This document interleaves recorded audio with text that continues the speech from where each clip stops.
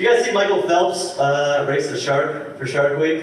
In this political climate, let's get into the real issues.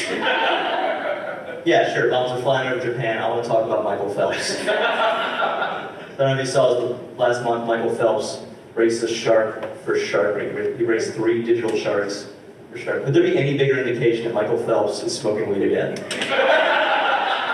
And like, why not? He beat everyone else. Why not move to the animal kingdom? What cracks me up is that sounds like Brian Lochte's idea. You know? Like they're both sitting there, Phelps sort of takes a bong rip. He's like, what should I do in retirement, Brian? Brian's like, you should race a shark. You should do it. My girlfriend and I got in an argument recently. And when we do arguments, we do it right. We make it a week long, and then we fall madly in love again at the end of it. We got in this argument, and she brought up going to couples therapy, and I was like, what? Babe, couples therapy? No, I can't do that. Let's just break up. We don't have to pay anyone to tell us what we already know. You're sick of my shit! You shot low, you fucked up. Because she's a catch. She's a catch, I know, because literally every person that we know mutually tells me she's a catch. And when people keep telling you that your girlfriend's a catch, it usually means that you're the fish that got thrown back. And I get it, when we first met, I had a fairly successful career in television production. But I quit that to do this full time for this packed audience. Thanks for that, Pitt. But to pay the bills, like I still gotta pay the bills. So during the day, I've been dog sitting, which is a step above dog walking, because when my friends ask what I've been up to, I can at least say, well, I'm just working from home. Bringing the clients back to me. Wagging their tails, they love it. But I work at a movie theater restaurant. And you can make pretty good money in the service industry here in New York, but not at a movie theater restaurant. Because people forget, they're not tipping me based on whether or not they like the movie. Like this guy recently stiffed me, just 0. Tip, nothing. And I chased him down, I was like, I'm sorry sir, was there something wrong with the service? He goes, oh no, actually the service was phenomenal. I just have to tell you, I didn't like the 3rd act of the film. I just thought it was a bit saturated, you know, the narcissistic character that relies on drug addiction, and I don't know, I just wanted the main character to survive in the end. I was like, dude, you just saw a documentary on the life and death of Amy Winehouse. This is on you, dumbass. My girlfriend's very confident. She's a nurse at one of the top cancer research hospitals in the entire country, so you have to be confident to do that job. But I will say that confidence definitely seeps into arrogance sometimes. You know, like kind of like an acoustic guitar player at a coffee shop right before he's going to play a popular cover. And gets that smug look on. Finishes up the last song, he's like. Okay, so that was I Love Her. That was a song written about my mother. Anyway, this next song is it's a couple years old, but I think we're all going to enjoy it.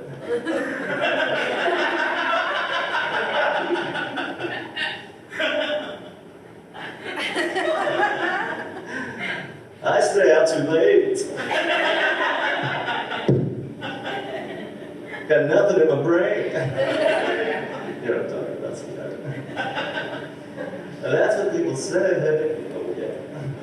You're just like, all right, dude, come on, chill out. We're at Panera Bread. It's not Bowery, like, I mean, come on. This is nothing. So she gets to that level sometimes, and she's like, okay. Like the other day I was watching TV, and sure, I wasn't doing anything productive, but I wasn't doing anything wrong either. I just feel her standing in the doorway just watching me with disdain. Finally I paused and looked over and I was like, no. She was like, you know, Will, I love you, and I genuinely want to spend the rest of my life with you. But if we broke up and you moved out, that'd be okay. I was like, cool, I wouldn't have to keep stopping and starting Game of Thrones either. Sounds like we both be okay. Get over here, let's watch Jon Snow's butt together. We'll solve this. But there are very high standards to succeed in my family. My brother is a scientist, and my sister's going to be a teacher. And at some point, I was doing okay. At some point, we thought, hey, he's finally got it together. But no, I mean, it was... But it all started because my dad set that standard very early because he coached a Little League team all the way to the Little League World Series. It was very impressive. That's the best you can do for Little League. The other thing that's weird about that is he has 4 children, and none of us were on that team. He was just coaching a bunch of 12-year-old strangers. And like, I kind of get it. Like when I was a little kid, I had other priorities. Like I rewrote my own play, my own version to the hit Broadway play Cats. I rewrote it from start to finish because I didn't think Magical Mr. Mistopheles was getting credit where credit was due. I had discrepancies. But that wasn't my crowning achievement. My crowning achievement was in 4th grade. I had the first successful peaceful protest at Paramount Elementary School. Yeah. You guys remember Tamagotchis? I told you, we're talking about the hot button topics tonight. Do you guys remember Tamagotchis? For those who don't remember, it was a simpler time in video games. It's like an egg-shaped video game, a little creature, and it had 3 buttons. And you either played with it, you fed it, or you flushed its poop. And if you didn't do the poop or the feeding part, it died. It died. And in 4th grade, they banned Tamagotchis from our desk to be poop flushed and fed. And after a week of it, I finally was like, enough is enough. Because I kept going home to a dead Tamagotchi.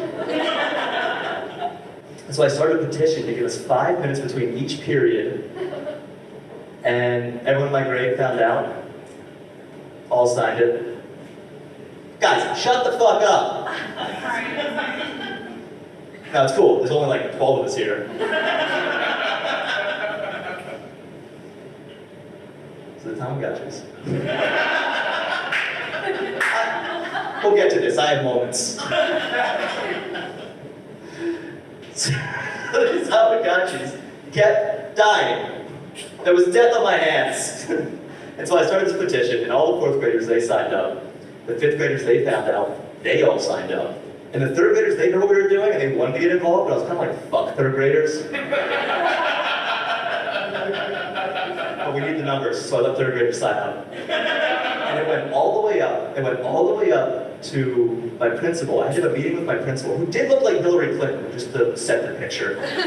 And I got there, and we had a meeting that I thought was 2 hours, but I was told later was only about 4 minutes. Which I felt like was also a lesson in life, for men, at least. Someone learned something that day.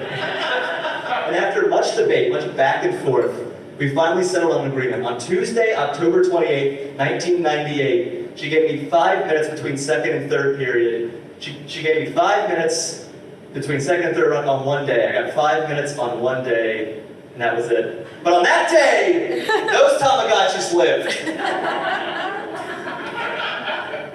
I had a subclause let me keep Beanie Babies in my desk, and that's all I really wanted, so I taught her a lesson in smoke and mirrors.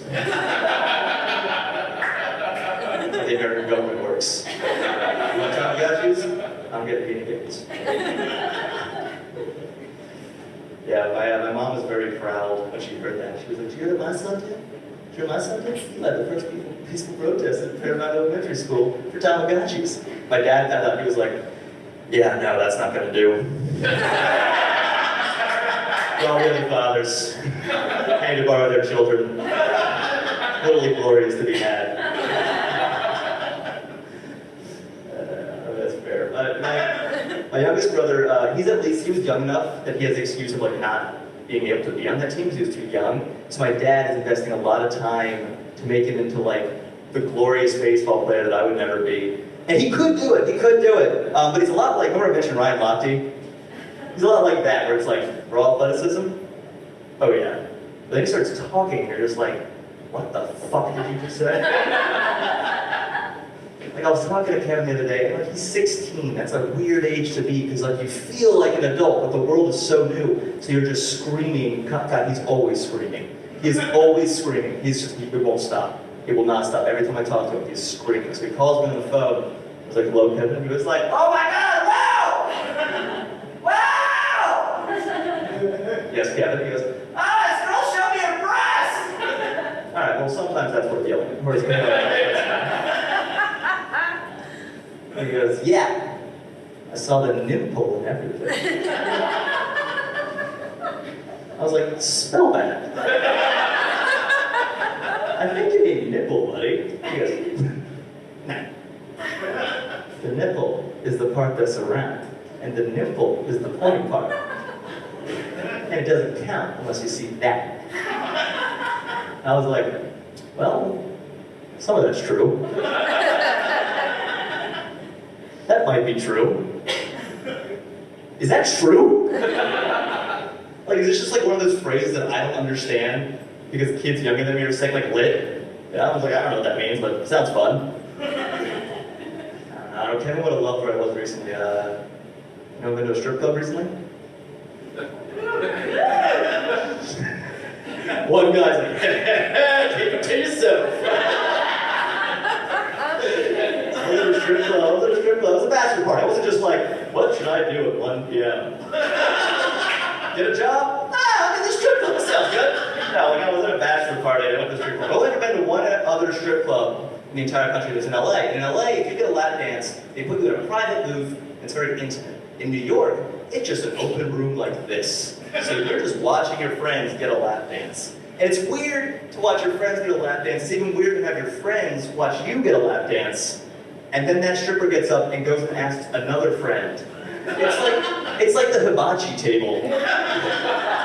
Where you see your hibachi chef walk over to the next table and you're like, "But I thought the volcano onion was for me."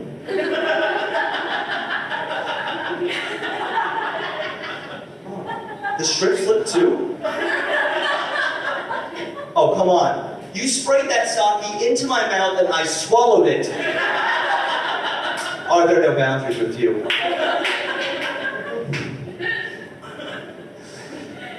I don't know. How drunk do you think the founding fathers got when they won the Revolutionary War? Like I was in Boston when they won the World Series, and not even like the historic one, the second one, which was like, cool, we did a second time. And they trashed the town. Imagine how drunk the founding fathers got when they won the Revolutionary War and started America. I just like imagining George Washington being the drunkest guy in the room and calling each and every one of them out for their shit. Because he was the only one that actually fought. The rest were just in colors. You know, when he comes falling out of the bathroom, it's just like, ugh. Yeah, it's a good part, it's a good part. Hey, where's Thomas Jefferson at? I got a couple of things. Hey, TJ! TJ, I just wanted to congratulate you. When you crossed the Delaware and changed the tide of the war... Oh my... No, that was me. No, but good job on the Declaration of Independence. Did you sign that as well? Just remind me. Did you sign that as well? Oh no, you just wrote it. You didn't have the John Hancock to sign it? No, it's cool. No, it's fine. I'm just messing with it. God, that was a good one. He's Alexander Hamilton. I know he gets it. Hey, you get it. What's up, Hambo? Bam. All right. What are you doing? Dueling? Oh, you're crazy. Hambo is crazy.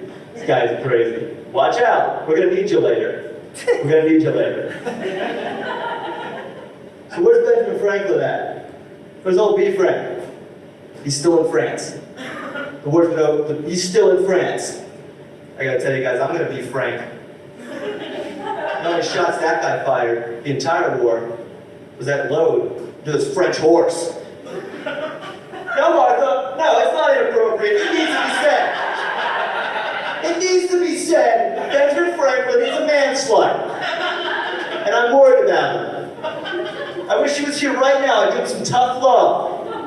I show him lightning can't strike twice. Pow-pow! He wakes up the next day, his wooden teeth are charred, doesn't remember a thing. Calls his carrier over. He's like, hey, how many parchments did I send out? last night. 36? Brian and Betsy Ross. Yes, what'd I say? You up?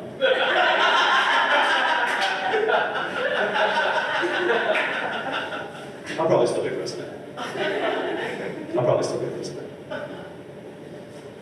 When I worked in TV production, smooth transition. When I worked in TV production, I worked under a director. Jesus fuck, how strong are you?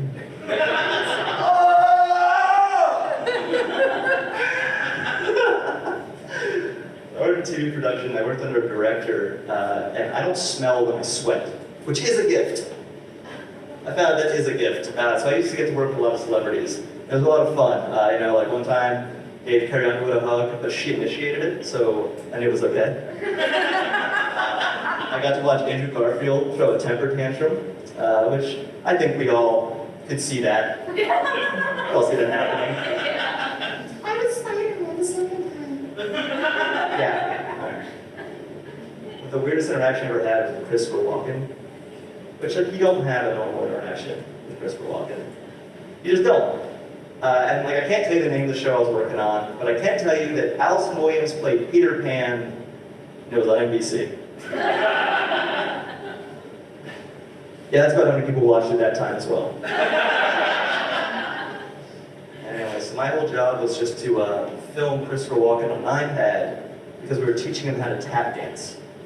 And they thought, okay, before on the iPad, we'll send it home with him, he can watch himself, and he'll know what to do once he watches himself. But the thing is, the guy doesn't know technology. He doesn't have an email address, he doesn't own a cell phone, nothing. So I had sticky notes on this thing, I had everything. And after a week, the director was like, oh, go ask Chris how he likes the iPad. And I went up to him, I was like, hey Chris, how's the iPad working out? And he was like, wow! Okay, real talk. I can't do a Christopher Walken impression. But I know the guy, so let's just enjoy the story for what it is. These are the hot button topics I was talking about. So I go up to him and say, Chris, how's the iPad working out? And he was like, what? You came at me too fast. This iPad, it doesn't work. It's no good. So what do you mean it doesn't work? He goes, watch. He slides his finger, doesn't open up. Slides his finger again, still doesn't open up. Like, what are you talking about, you crazy old man? I slide my finger, it opens right up. Like, what is this? It's one of your tricks? He's a trickster. The guy plays tricks. You can look it up. You can Google that tonight. You will see that Christopher Walken plays tricks. And he starts chuckling to himself. He goes, must be because I'm the devil. And then he kept chuckling, and he left for the weekend. We had 3 hours of rehearsal left, and he just dismissed himself. And the director came running up, he was like, what, how's he like it? I was like, he loves it. Almost too much, he's gonna go buy another one. And when I got fired, that wasn't the reason, but letting the Dark Lord slip through your fingers is not a bright spot on your resume, for sure. I think you can definitely tell how long someone's been in a relationship by how far they're willing to let you scroll on their phone. You know, like they have no remorse for it. I get it. But I was hanging out with my brother Kevin, and he grabbed my phone and he was just flipping through trying to see my girlfriend naked. Because he's 16 and she's hot, like I get it, you know? I'm not gonna fault him for it. And I looked at him, I was like, buddy, you gotta go back like 2 generations of iPhone, like a BlackBerry, before you see the fire in this relationship.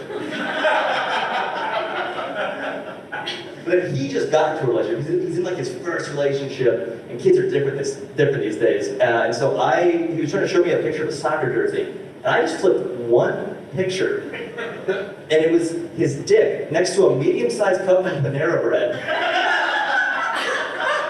I was like, Kevin, we're in Panera Bread. Also, what the fuck is going on with Panera Bread? That guy sucks an acoustic guitar, and your dick is just flopping around. Absolutely ridiculous. But we have been dating long enough that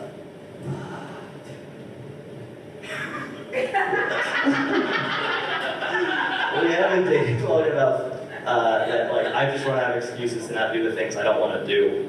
Like recently, she wanted to go skydiving while we were on vacation, and I don't know. I don't know. I got a little bit defensive. I was like, I don't want to go. She was like, well, why don't you want to go? And I didn't want to say the simple things like, oh, death, or that's very high. So instead, I was like, well, honestly, you don't know this about me, but I've always been very nervous. If I'm put into an extreme situation like that, I might become an adrenaline junkie. She was like, oh yeah? What about you has never said adrenaline junkie? I was like, well, I still take yellow cabs instead of Lyft. I wear leather jackets in the rain, despite their price. And I still watch porn without the incognito tab. This one's on you. But I still had to go. I didn't get me out of it. I didn't get me out of it all. And I almost did right in the last second because they gave us this form, and it had three little boxes at the bottom. And if you check any of those off, you could get out of skydiving. And the first one says you can't be hungover. The second one says you can't have a fever. And the third one said you can't be emotionally stressed. That third one has to be a joke. You're jumping out of an airplane at 15,000 feet. That one has to be just for like those guys, you know? But I checked off the other two because the night before I did get a fever, but I'm poor. So I just drank whiskey all day to try and get rid of it. And it didn't get rid of the fever, but it did give me a hangover. So I checked off all of them. And the guy took the form and goes, yeah, your girlfriend said you'd be a pussy. You still gotta go.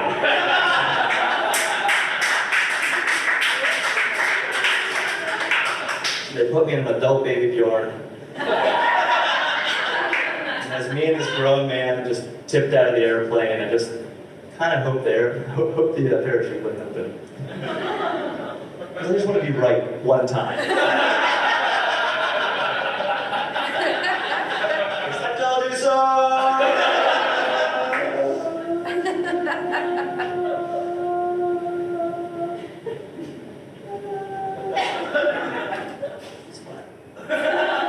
That's how it is.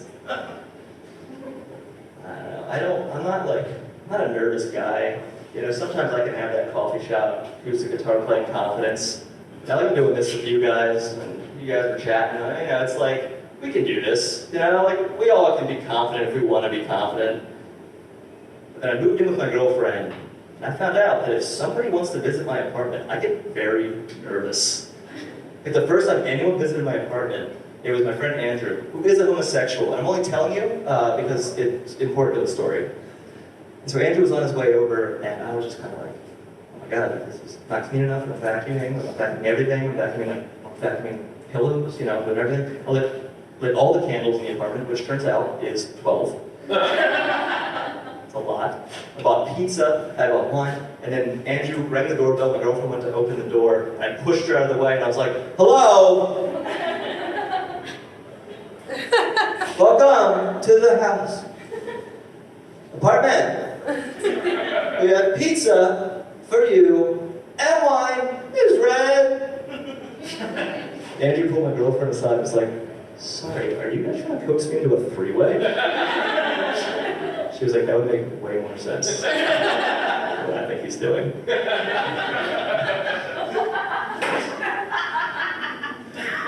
I don't know, like, and I love the guy. I love him, but I don't really think someone's truly your best friend unless you fucking hate them.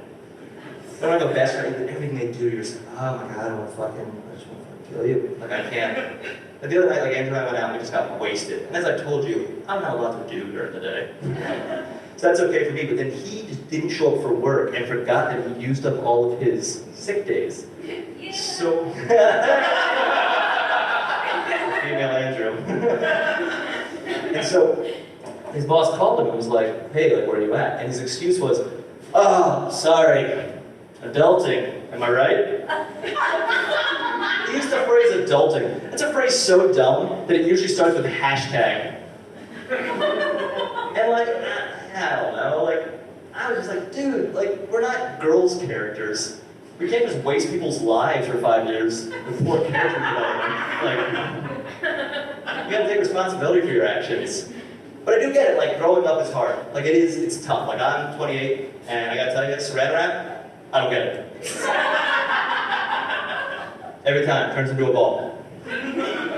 We get figured out at least, like, most of it by 26. That's when you're truly fucked, because that's when you kicked off your parents' health care, and shit gets real. It's very real. Like, I have Obamacare, and it sucks. Okay, sorry. So as they call it in the South, the Affordable Care Act. It's more racist part of the country. Now, can't call it that. Affordable Care Act, all right. But I have it, and like, okay, it didn't get repealed. It's just untighten those buttholes. We can talk about this. We all still have it. Everyone was just like, it's the greatest thing to ever happen in America. It's like, well, it's almost the greatest thing to ever happen in America. Besides Obama being president. That's the greatest thing to happen in America, in my opinion. Thanks, Caitlin, for agreeing with me. We had one rule, guys. One rule. You've broken it twice. 3, Santa Claus doesn't come. I have Obamacare. It's garbage. It's so bad. And, you know, like, also, I don't really need it. Like, I don't need a doctor to get Percocet when I hurt myself. But there are injuries that, like, you have and you do have to go see a doctor. Like, I accidentally cut my wrist recently. Accidentally. Come on! Calm down, female Andrew. I accidentally cut my wrist, and my girlfriend walked up and my roommate was duct taping galls to my wrist. And she was like, you have to go to urgent care. You have to go to urgent care. And I was like, I don't want to tell them that I accidentally broke a glass French press. Like, I don't want to tell them that, just you have to go. So I went. And they were like, okay, they're like, all right, listen, we don't take your insurance, but they did let me go to the front of the line and wait in a room by myself for an hour and 15 minutes. An hour and 15 minutes of sitting there by myself. And finally, when they did come in, it was a doctor and an intern, and they were wearing these like gray plastic shields over their face. You know what I'm talking about? Like, there's this like masks, these protection masks, and they came walking in, they both looked very stern, and the doctor grabbed my wrist, he looked back at the intern and goes, prepare yourself. There could be splatter. He thought I was doing one of these. And then he removed the galls, just a standard trickle of excessive blood. And he was like, oh, I gotta tell you, girl, I was real nervous he cut some major arteries there. I was like, well, I'm glad it only took you an hour and 15 minutes to find out. How do I get that job? Because all that stuff has been building. It's just been building, and I had a moment recently. You guys know what I'm talking about? You had a moment? It's like where the whole world's just shitting on you, and finally it just builds, and you just lose it. You finally lose it. And you always think, like, it's gonna be something big, like it's gonna be this huge thing, but it's not, it's always something small. Like, I've been hit by a car twice. Twice since I moved to the city. And both times, honestly, it didn't bother me. I really didn't care. But then I was walking a deaf pit bull named Petunia in Bed-Stuy. That bitch knocked my coffee out of my hand. And that's like, that's my one moment of the day. That's like my one thing I need to do. And she knocked the coffee out of my hand. And all of a sudden, just the walls of my existence just started coming down. And everything started flooding in that had been happening to me. And I remembered that, like, this time last year, I was at the Academy Awards, backstage, making a stable paycheck, and I was in Los Angeles, and now I'm on the cold streets of Bed-Stuy, in front of a 3-story renovated brownstone that I can't afford, but this fucking dog somehow can. And I think about how my girlfriend's been on my ass about watching too much TV, and I'm like, I don't know, has she seen TV lately? And like, Chris Pratt and Anna Faris broke up? What? And like, why does Jeff Sessions look like Yoda but have the philosophies of Sauron? And like, how is a 21-year-old intern with no experience more qualified for a job than a seasoned 28-year-old who's already been doing this shit for 10 years? And I think about how I've been hit by a car twice, and I look both ways, and then I'm just thinking like, no!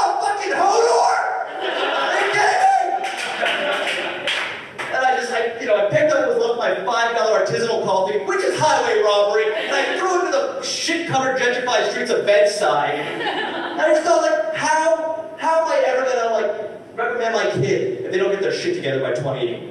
Like, what are millennials gonna do? What's the future hold? How are millennials gonna ever tell anyone they're not doing it right if they don't get their shit together by 28? Like, think about a successful baby boomer at 28. House, job, first, most likely second marriage. Like a successful millennial at 28, it's like retweeted by Barack Obama. Pays for Spotify Premium, and has a 2-bedroom apartment with only 3 roommates. Like, I'm not gonna put money away for a 401k. I just wanna make a little bit extra money next year so I can update my workout clothes from high school. But I'm thinking about all this and I realized, talking to a fucking deaf dog, I didn't science, so I has no fucking idea what we're talking about. We're coming to the end of the show, and this is a point where I do want to talk about my father. It was an appropriate time to talk about my father, the successful baby boomer at 28. Now, I always like to bring him up because I do feel that I kind of give a bad visual of him. He's very supportive. You know, he's always been there for me. He's always had my back. So like when I was 7, for my birthday, came home from work early. He says, "Put on a suit. We're going to DC." I said, "Why do I have to put on a suit?" He goes, "Because everyone in DC wears a suit." I was 7, and to this day, that makes sense. So we get there, he takes me to a nice dinner. We're walking around, and all of a sudden, in bright lights, of a theater. Cats. I go, "Dad, cats is here." He goes, "Huh? Why don't you go in there and see if they have some tickets for you?" I went, "Dad, they're not gonna have tickets for cats. It's cats." He goes, "Well, just go in, tell them your name, and see what happens." I walk in and go, "Excuse me." And this is just a formality. "But do you have tickets for Will Abeles?" He went, "Oh, Mr. Abeles, welcome. Here are your seats." And he took me to see cats. And afterwards, we're walking out, he goes, "What did you think, bud?" I said, "Oh, I gotta tell you, Mr. Mustapha could just do so much more. If they just gave me a chance."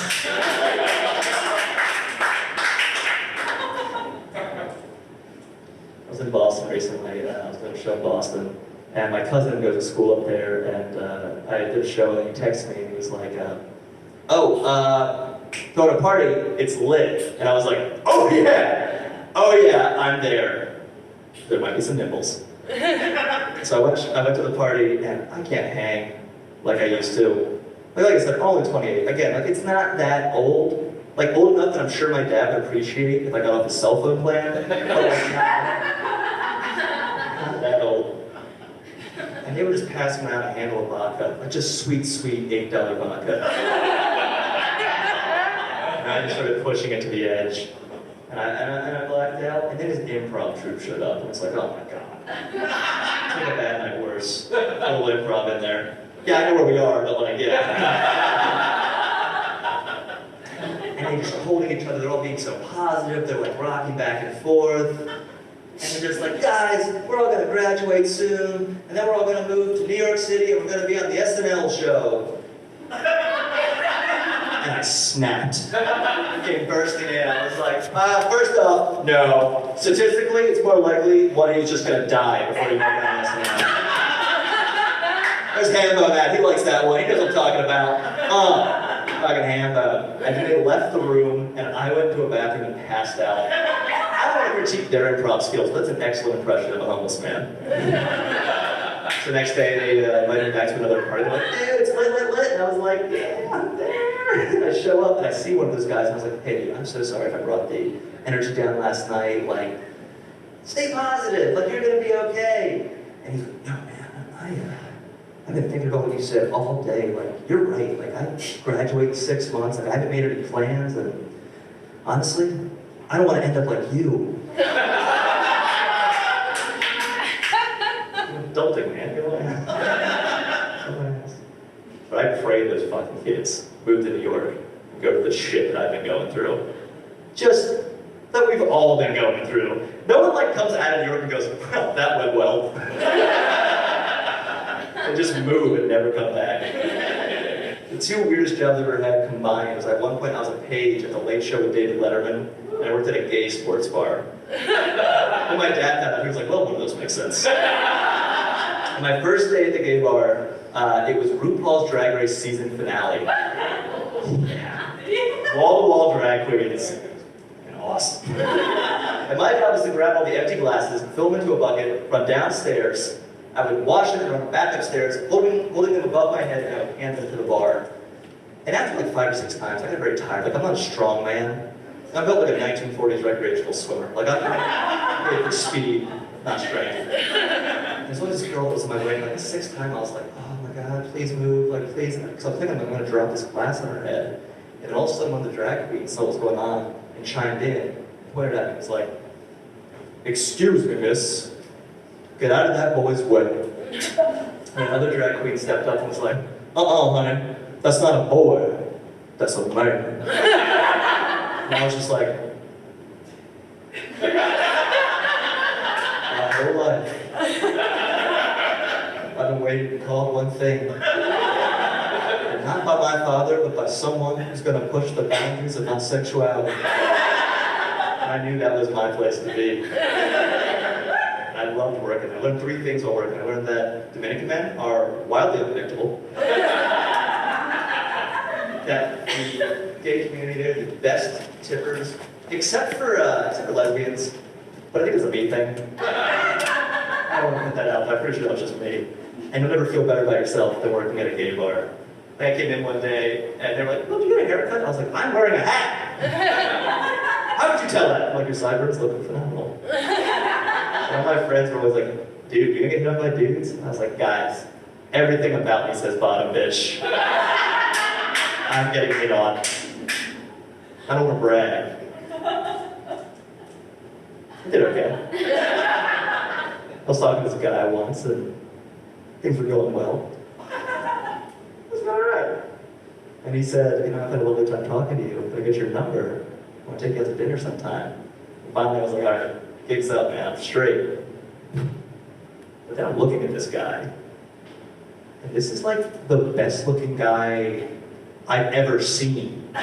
So now I'm thinking like, I'm worthy of this? And he wants to buy me dinner. Like, I deserve a good man too. So I gave him my number. We went out to dinner. We split a steak for 2. We got oysters. That's an aphrodisiac. He knew what he was doing. And then he took me to Wicked. I'm a sucker for musicals. Wicked. Then he walked me home. And I was raised right. So I gave him a firm handshake, and I said, thank you. And that is how I met my best friend, Andrew. All right, guys, Abeles, thank you so much.